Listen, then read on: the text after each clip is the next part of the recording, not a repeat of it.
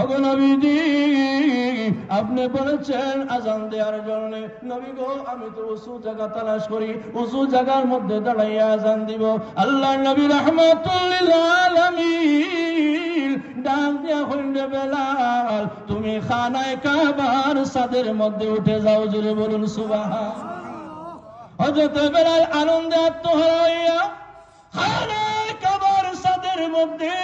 যখন উঠে, খানায়ে কাবার ছাদের মধ্যে উঠিয়া হযরত বেলাল রাদিয়াল্লাহু তাআলা আনহু ডাক দিয়া কয় নবীজি গো ইয়া রাসূলুল্লাহ এতদিন আমরা মদিনা থাকিয়া খানায়ে কাবাকে সামনে রাখিয়া আযান দিয়েছি, খানায়ে কাবা সামনে রাখিয়া পৃথিবীর সমস্ত মানুষেরা আযান দেয়, খানায়ে কাবা সামনে রাখিয়া পৃথিবীর সমস্ত মুসলমানেরা নামাজ আদায় করে, খানায়ে কাবা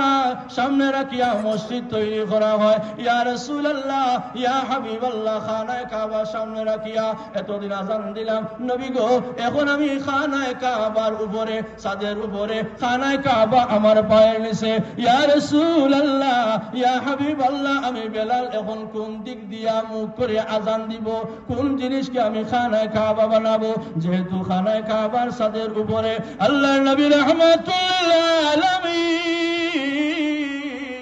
ডাক দিয়া কইলে বেলাল এতদিন খানায়ে কাবার সামনে দিয়া তুমি আযান দিয়েছো,